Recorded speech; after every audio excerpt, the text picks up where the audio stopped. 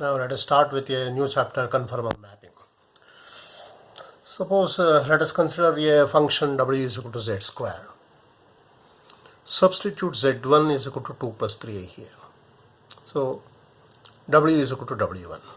So when I substitute w is equal to w1, z is equal to 2 plus 3i. Simply a notation, that's all. W is w1, z is 2 plus 3i. Therefore z squared becomes 2 plus 3i whole square. Expand this 2 plus 3i whole square, 2 square, 4, 3i whole square, 9i whole square. A plus b whole square formula. A square, 4, b square, 3i whole square, that is 9i square, plus 2ab, 2 into 2 into 3i, 12i. So what has happened? 4 plus 9 into I squared is minus 1 plus 12. So 4 minus 9, what is that? Minus 5. 4 minus 9, minus 5 plus 12i. So what has happened? Observe here. What is the point here? 2 plus 3i.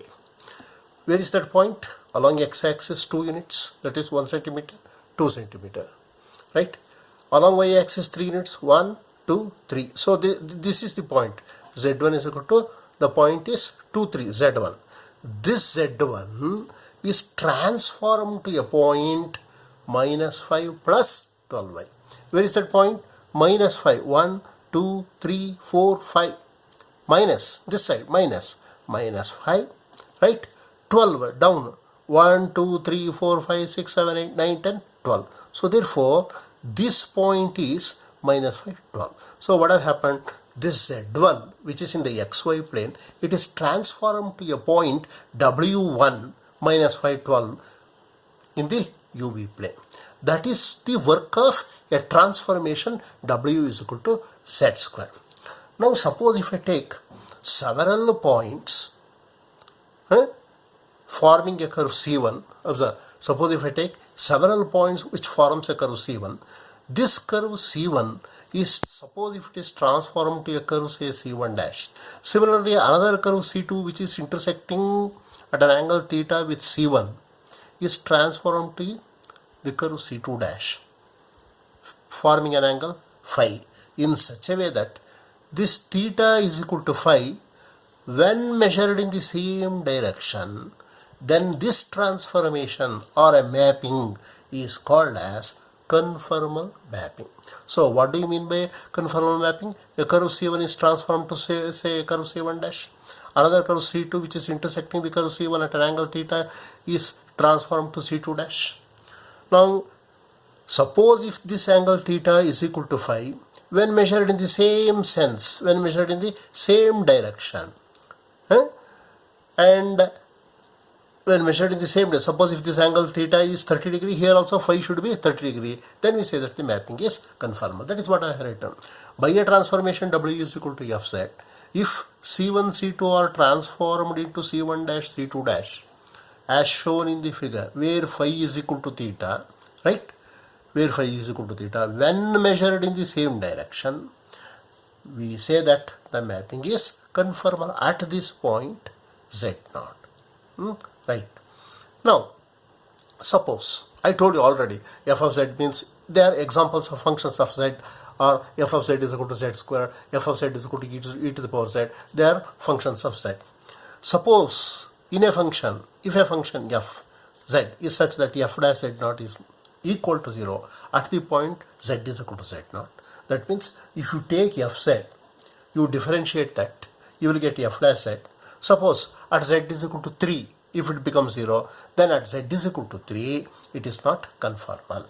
So I mean to say here, note what I am telling is, if f dash z naught is equal to 0 at a point, if the derivative is equal to 0 at a point z is equal to z naught, then at this point z naught, the mapping is, the function f z is not conformal. Now for example, let us take this example.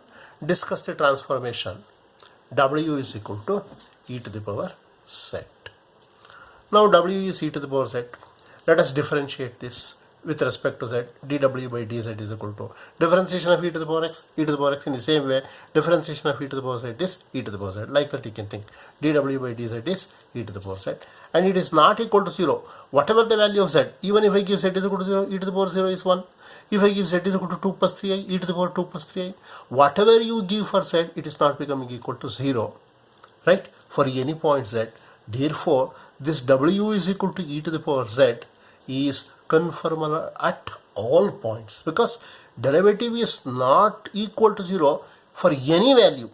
Suppose for some value z is equal to 100, if the derivative becomes 0 in some example, if the derivative becomes 0 for z is equal to 100, then I would have said the transformation is not confirmal at z is equal to 100. But here what is happening? If I differentiate, it is not becoming equal to 0. Therefore, the mapping is, that is the transformation, mapping, they are all same words. Therefore, the transformation or the mapping w is equal to e to the power z is confirmal at all points. That is the first point. Now, regarding discussion of transformation, the stages are like this. Substitute w is a complex number, z is a complex number. Therefore, you are substituting w is equal to u plus iv, z is equal to x plus iv. Wherever z is there, you are substituting z is equal to x plus iv. For w, you are substituting w is equal to u plus iv. Then you separate the real and imaginary parts.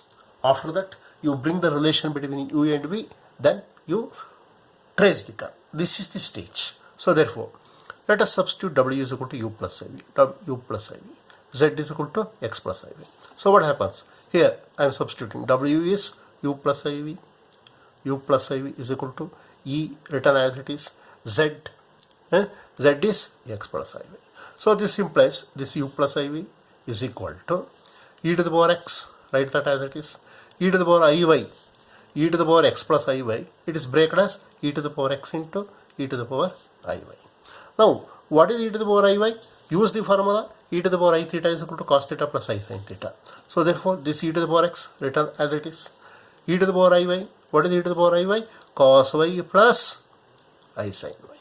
So now let us multiply e to the power x into cos y, e to the power x into sin y. Now what is the real part? The part which is not having I. The term which is not having I is the real part. So u is equal to, this u is the real part here. So here the real part is e to the power x cos y, u is equal to e to the power x cos y. Let us call this as equation 2. Similarly, coefficient of I, that is v, this is the imaginary part. So therefore, coefficient of I, e to the power x sin y, this is the imaginary part. Now, let us divide equation 2 by 3. Equation 2 divided by 3. What is that? What is equation 2? LHS, u. What is LHS? V, u by v. What is the RHS? E to the power x cos y. What is the RHS? E to the power x sin y. Divide 1 by the equation 2 by 3. This is 2, this is 3. E to the power x cos y divided by e to the power x sin y. E to the power x cancels. Cos y by sin y remains. So u by v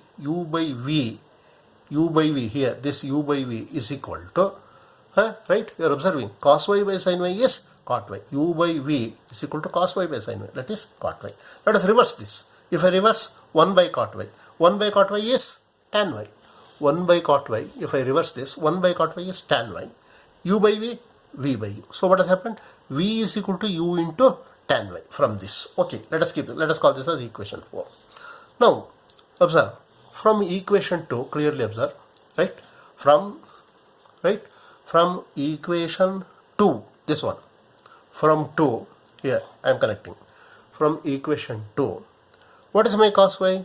Cos y is equal to u divided by e to the power x. Same thing I have written. Cos y is equal to u by e to the power x. Next, from equation 3, here, from equation 3, sin y, this sin y is equal to v by e to the power x. I have written that. From equation 3, sin y is equal to v by e to the power x. Now let us square cos squared y and sin squared y. Cos squared y is equal to u by e to the power x whole square. Sin squared y, v by e to the power x whole square. Now observe, cos squared y, from this, cos squared y is u by e to the power x whole square. Sin y whole square, sin squared y is v by e to the power x whole square. I am writing the same in the next page, observe. Now what I am doing? You got cos squared y, sin squared y. Cos squared y is this much. Sin squared y is this much. Add this. Cos squared y plus sin squared y is, observe, Cos squared y in the previous page I have shown you u squared by e to the power 2x. Sin squared y is v squared by e to the power 2x. Just add this. Cos squared y plus sin squared y is u squared by e to the power 2x plus v squared by e to the power 2x. But what is this value? This value is 1. I have written. So u squared by e to the power 2x plus v squared by e to the power 2x, that is equal to 1. Now let us multiply this by e to the power 2x. If I multiply all the terms, if I multiply by e to the power 2x, e to the power 2x, e to the power 2x cancels, u squared remains. Multiply this also by e to the power 2x, e to the power 2x, e to the power 2x cancels, v squared remains. 1 into e to the power 2x. So we have this equation u squared plus v squared is equal to e to the power 2x. In the previous page already I have written v by u, it is equal to tan y. These are the two equations we have. Now consider the equation u squared plus v squared is equal to e to the power 2x. Suppose if x is equal to c1, if I assign x is equal to c1, what happens? If I put x is equal to c1, okay, I will continue in the next class.